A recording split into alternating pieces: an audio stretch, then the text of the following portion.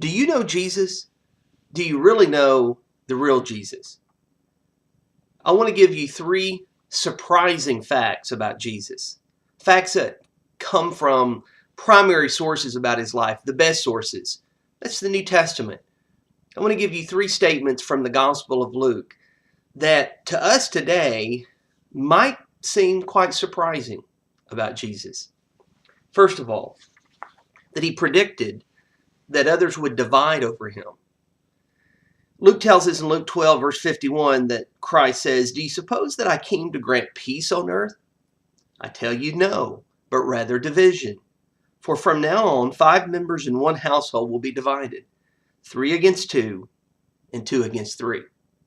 Yes, Luke earlier tells us about the birth of Jesus, and in other places, he teaches us that Christ came to bring peace in the sense that he wanted people to do right by one another and be at peace. And most of all, to be at peace with God is what Jesus wanted for human beings. But here he's talking about how people would respond to him. And people would divide. And even those of the same family would divide. Some would believe and follow and others would not. And that division would be sharp. It would be sharp like a sword. Jesus was a galvanizing figure because what he taught, what he did, and what happened to him, he was not a benign character. He was controversial then and he is today. Second of all, did you know Jesus condemned people? In Luke chapter 13, the writer says, quoting Christ, "I tell you no, but unless you repent, you will all likewise perish." Repent. Jesus says to these people, you need to change. Not that, well, you do what you want to do and that'll be okay with me and I'll support you in that. No. Repent. You're headed in the wrong direction. You need to turn back. There are occasions when Jesus specifically condemned people for specific things, but here is this general idea that we humans are not right with God. We're headed in the wrong direction and we need to change. And Jesus said that, and he did not say it to be offensive. He didn't say it to hurt us. He said it because it was truth, because he cared about us and he wanted to give us what we needed. Yes, Jesus did do that.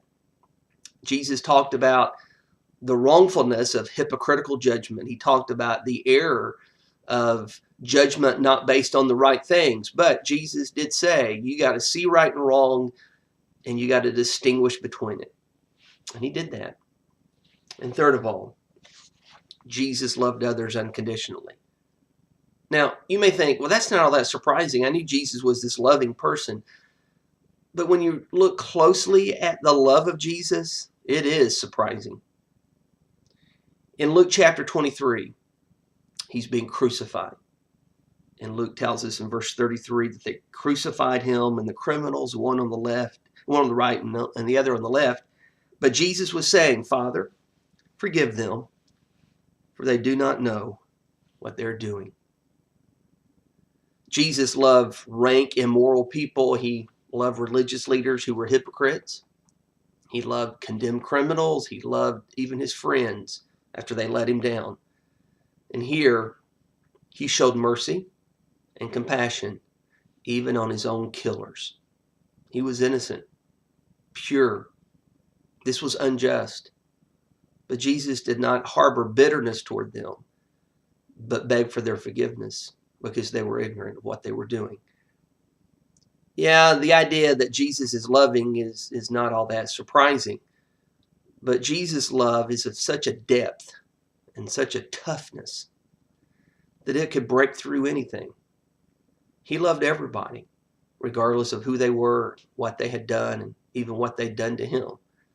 That is a mighty, a powerful thing. You need to investigate the real Jesus and get to know him through these primary sources, Matthew, Mark, Luke, and John, and other teachings in the New Testament. Until you do, you're really missing out. I'm Philip with the Dulles Church of Christ in Ashburn, Virginia.